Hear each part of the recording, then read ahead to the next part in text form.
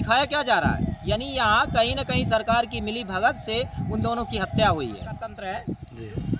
और हमसे क्या बुलवाना चाह रहे हैं, मतलब हमारे ऊपर भी चाह रहे हैं कि केस हो जाए। देखिए बाबा का तंत्र है, ये एक टाइम था, यानी ये देखिए क्या पुलिस कस्टडी में हत्या हो जा रही है। बात रिश्तेदार, अगल बगल पड़ोसी जो उसके साथ बैठ के गांजा पीता है, जो उसके साथ बैठ के ताश खेलता है, जो उसके साथ बैठ के हमारा गर्दी करता है, उसका साथ देने लगता है। यार 24 घंटा नहीं साथ ही घूमत रहा। जनतंत्र का शोषण पैसे की बदौलत हो रहा है। यानी कभी चार संगठन को आपने कभी एक साथ देखा है?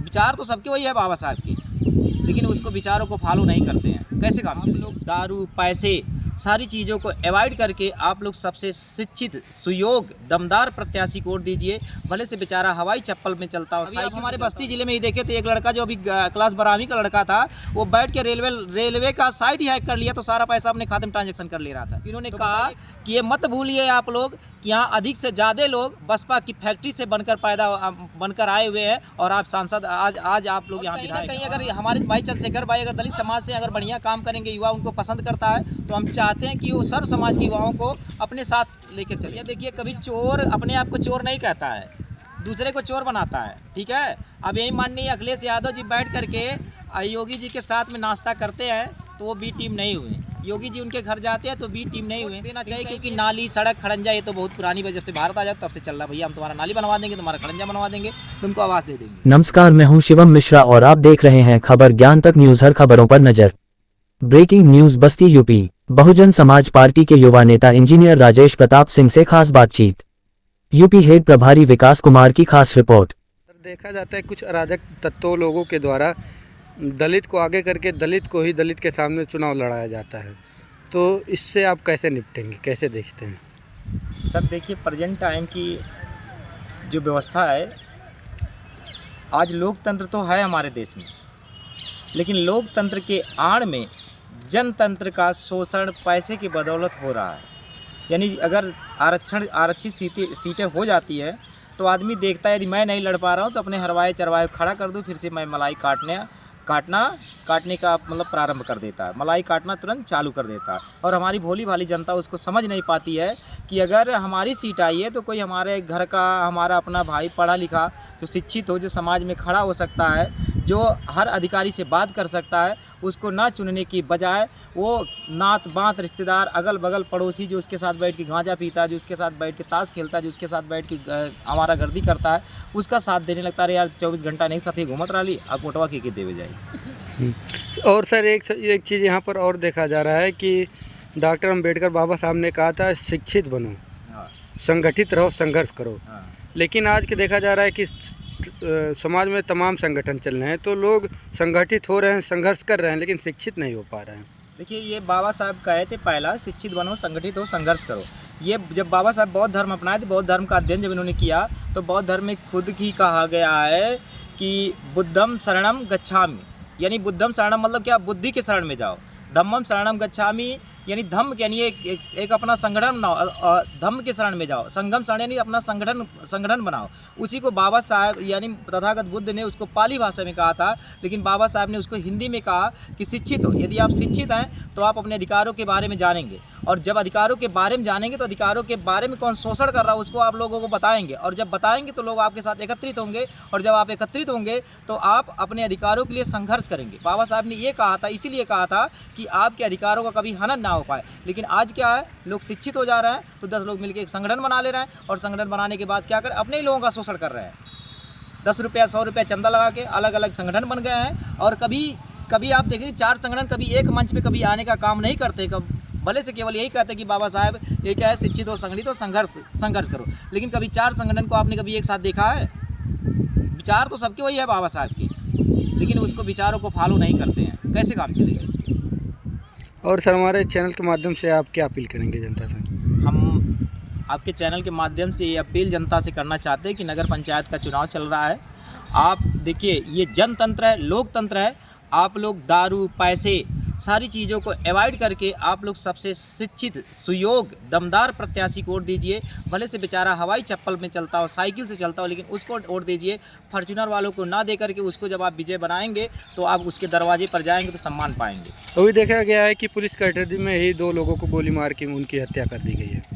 भैया ये देखिए, ये बाबा का तंत्र है। जी।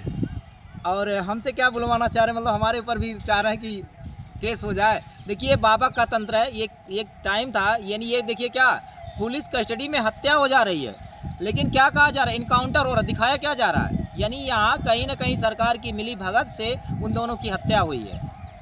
जो तीनों शूटर थे वो तीनों अलग अलग जिले के थे और एकत्रित होकर एक जगह ये अलग अलग जिले से इसलिए लाए गए कि जनता को कोई शक ना हो कि जिस तरीके से पुलवामा हमला हुआ और शहीद हो गए और जनता आज तक नहीं ढूंढ पाई कि आरडीएक्स कहाँ से आया, और वो सारे मैटर दबा दिए गए प्रधानमंत्री के आदेश के अनुसार। अभी आप लोग जो सत्यपाल मलिक हैं उनका आप लोग इंटरव्यू देखे होंगे कि किस तरीके से उन्होंने अपना बयान दिया, और जनता को अगर भाजपा की सरकार के बारे में जानना तो सत्यपाल मलिक का इंटरव्यू जरूर देखना चाहिए कि उनके साथ कितना बड़ा धोखा हो रहा है। लेकिन देखा जा रहा है कि सरकार में जो भी कोई भ्रष्टाचार कर रहा है तो उसके ऊपर बाबा का बुलडोजर गरज रहा है, चल रहा है। तो यही चीज़ें हैं ना, पहले के ज़माने में जब मनुस्मृति चलती थी तो लोगों के घर जला दिए जाते, इससे नालंदा जैसी यूनिवर्सिटियाँ जला दी गई, और आज बाबा का बुलडोजर चला करके उसको तहस नहस कर दे रहा है कि कोई सही आदमी आवाज़ ना उठाने पाए, नहीं उसकी सबके अंदर इतना डर पैदा कर दिया जाए कि डर के मारे सत्य जो है एक घर में कैद हो जाए, और जो झूठ पाखंड ढोंग और जितने आतंकवादी टाइप के लोग हैं सत्यता पे हावी हो जाए, इसलिए चलाया जा रहा है बुलडोजर। तो इस सरकार से आप बहुजन समाज पार्टी में, तो इस सरकार से निपटने के लिए आपकी क्या रणनीति बनाई गई है? नगर निकाय चुनाव में आपकी पार्टी किन मुद्दों पर कैसे चुनाव लड़ेगी? देखिए बहुजन समाज पार्टी ये अधिक से अधिक सीट जीत करके ये प्रूव करना चाहती है कि ये बैलेट पेपर से चुनाव होगा। बैलेट पेपर से चुनाव होगा जिससे लोग ईवीएम को शक के दायरे में देखते हैं। यदि सीटें अधिक से अधिक निकली और भाजपा अधिक सीटें हारी तो इससे पता चल जाएगा कि ईवीएम मशीन में गड़बड़ी है और हमारे देश में बैलेट पेपर से देश में ही बैन है। तो हमारे देश में ईवीएम मशीन क्यों लगाया जाता है? जब आपके खाते से पैसा उड़ जाता है, आपके मोबाइल को हैक कर लिया जाता है, आपके कंप्यूटर को हैक कर लिया जाता है। बड़े बड़े आप देखिए, आप हमारे बस्ती जिले में ही देखे थे, एक लड़का जो अभी क्लास 12वीं का लड़का था, वो बैठ के रेलवे का साइट ही हैक कर लिया तो सारा पैसा अपने खाते में ट्रांजैक्शन कर ले रहा था। तो बताइए अगर इतना ऐसा इतने जो अच्छी चीज़ें हैं उसको हैक किया जा रहा तो ईवीएम मशीन को नहीं हैक किया जा सकता है। कि हम ज़्यादा से ज़्यादा सीटें देखेंगे जीतेंगे, लेकिन विधानसभा चुनाव में देखा गया कि आपकी पार्टी केवल एक ही सीट पर सिमट गई। क्या तो इतनी बड़ी चुनौती आप कैसे देखेंगे, कैसे चलाएंगे? देखिए क्या है कि माननीय काशीराम का ज़माना एक टाइम था कि लोग कैडर पे यानी माननीय काशीराम शाह कहा करते थे कि यदि हम ऐसे प्रत्याशी को वोट दे दें कि जो आपके काम का ना हो तो उसे आप वोट मत दीजिएगा। और आज क्या है कि जो पूरा टाइम 5 साल चलता कोई और है और पैसे के बदले टिकट किसी और को दे दिया जाता है। ये हमारी पार्टी की रणनीति को बदलना होगा, ज़मीनी कार्यकर्ता को टिकट देना होगा, जिसका सर्व समाज में पैठ हो, तब हम सरकार बना सकते हैं। ये हमारी पार्टी की सबसे बड़ी गलतियाँ हैं। जिस तरह से देखा गया कि बहन जी की पार्टी एक सीट पर सिमटी है, तो क्या लगता है बहुजन समाज पर बहन जी की पकड़ ढीली पड़ रही है? बहुजन समाज पे जरूर पकड़ ढीली पड़ रही है, क्योंकि अगर ढीली पकड़ नहीं पड़ती तो जिस टाइम में हमारी पूर्ण बहुमत की सरकार होते हुए, हमारा वोट रिजर्व होते हुए अगर एक सीट निकले तो बहुत ही शर्मनाक बात है। यही राजभर है, इनके 12 सीट हैं, ये आपके अनुप्रिया पटेल हैं, इनके जिनके खुद के वोट नहीं हैं उनकी 12, 15, 25 सीटें हैं, और हमारे पास दलित बिरादरी की एक मुफ्त वोट है और जिसका केवल एक सीट निकलना, तो कहीं ना कहीं हमारे पार्टी की गलतियाँ हैं। विपक्ष लगातार आरोप लगा रहा है कि बहन जी ना कहीं धरने प्रदर्शन में शामिल हो रही है, ना कहीं रोड पे दिखती है, वो केवल एसी में बैठे बैठे ट्वीट के माध्यम से अपना जवाब देती रहती है। बहन जी हमारी इतनी सशक्त नेता है कि उनकी एक आवाज़, उनका एक ट्वीट से ही पूरा देश हिल जाता है। हमारा ये बहुजन समाज, हमारे गरीब भाई, दलित भाई बहुत गरीब है, अगर रोड पे उतर के प्रदर्शन करेगा तो लाठी खाएगा, और लाठी खाएगा जेल जाएगा। तो बहन जी ये सोचती है कि हमारे समाज का युवा लाठी मुकदमे और ये से दूर रहे, और जो होगा मैं अकेले खुद उनकी सुरक्षा करने के लिए मैं सक्षम हूँ। इसलिए बहन जी कभी भी रोड पे उतरने के लिए ना तो युवाओं का आह्वान करती हैं, ना तो रोड पे उतरती हैं, क्योंकि उनकी एक अवस्था हो गई, क्योंकि वो भी अपने ज़माने में रोड पे उतरा करती थी। बाबा साहब ने कहा था कि एक बात कि हमने समाज का ऑपरेशन कर दिया, तो उन्होंने कहा था कि अब राजा का बेटा राजा नहीं बनेगा। लेकिन इस पार्टी में देखा जा रहा है कि आकाश आनंद जो ना कहीं संघर्ष करते दिखे, ना किसी रैली में प्रदर्शन करते दिखे, लेकिन वो कोऑर्डिनेटर बन चुके हैं। देखिए क्या है कि जब बार बार कोई धोखा खाता है तो कोई कहीं ना कहीं लोग अपने लोगों के ऊपर भरोसा करते हैं। बहन जी ने कितने नेता, अभी देखिए जब आपका चल रहा था सदन में शपथ ग्रहण समारोह चल रहा था, तो बसपा के जो हमारे माननीय एक विधायक जो जीते हैं बलिया से, जब वो शपथ ले रहे थे तो लोग वहाँ हंस रहे थे सदन में। तो हमारे माननीय विधायक जी ने जो रसड़ा बलिया से जीते हुए उमा शंकर जी, इन्होंने कहा कि ये मत भूलिए आप लोग कि यहाँ अधिक से ज़्यादा लोग बसपा की फैक्ट्री से बनकर आए हुए हैं और आप सांसद आज आप लोग यहाँ विधायक हैं और आज यहाँ बैठे हुए हैं, आधे से ज़्यादा आप लोग बसपा की फैक्ट्री से बनकर आए हैं और सभी के जबान बंद हो गए। इस समय एक युवा चेहरा उभर रहा है, चंद्रशेखर आज़ाद। तो क्या लगता है कि चंद्रशेखर आज़ाद की आक्रामक राजनीति की दलित समाज को हो सकता है? देखिए युवा चेहरा, देखिए कहीं ना कहीं ये तो परिवर्तन तो प्रकृति का नियम है और कहीं ना कहीं अगर हमारे भाई चंद्रशेखर भाई अगर दलित समाज से अगर बढ़िया काम करेंगे, युवा उनको पसंद करता है, तो हम चाहते हैं कि वो सर्व समाज के युवाओं को अपने साथ लेकर चले, क्योंकि हमारा देखिए ये बहुजन समाज पार्टी यानी ये बहुजन समाज जो यही कहता है कि सबको साथ लेके चलिए, ना किसी एक पार्टी, ना किसी एक विचारधारा को, ना किसी एक जात को लेकर के सर्व समाज को लेकर चलिए। और हम चाहते हैं कि उनका भविष्य उज्जवल हो, आने वाले समय में वो हमारे समाज का या हमारे देश का, हमारे प्रदेश का वो रहनुमाई करें। सूत्रों के अनुसार देखा जाता है कि बसपा को लोग कहते हैं कि ये बी टीम है भाजपा की।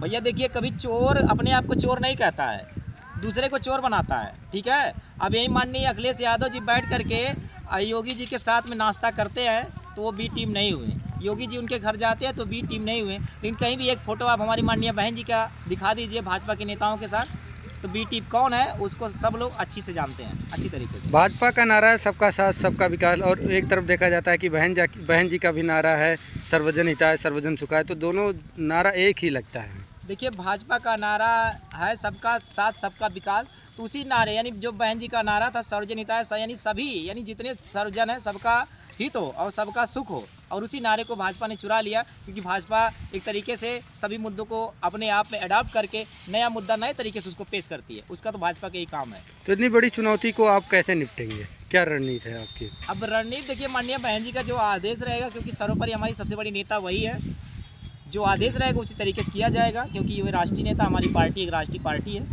नगर निकाय के चुनाव में आपके जो प्रत्याशी लोग हैं तो किस मुद्दे पर चुनाव लड़ेंगे इस बार? हम देखिए विकास के मुद्दे पे तो सब कोई लड़ रहे हैं, अब भाई अपने अपने सोच है, मैं प्रत्याशी हूँ नहीं। हम तो पहले ही बता दिया हूँ कि हमारे देश की, हमारे यहाँ नगर निकाय की जनता को सबसे पहले शिक्षा पे, यानी जो सबसे अधिक शिक्षा पे ध्यान दे उसको वोट करना चाहिए, सुरक्षा पे, स्वास्थ्य पे, कि कहीं किसी को दिक्कत हो तो तुरंत उसको स्वास्थ्य मुहैया उपलब्ध हो, इन तीनों चीज़ों पर आदमी वोट देना चाहिए। क्योंकि नाली, सड़क, खड़ंजा ये तो बहुत पुरानी वजह से भारत आ जाए तब से चल रहा, भैया हम तुम्हारा नाली बनवा देंगे, तुम्हारा खड़ंजा बनवा देंगे, तुमको आवाज़ दे देंगे।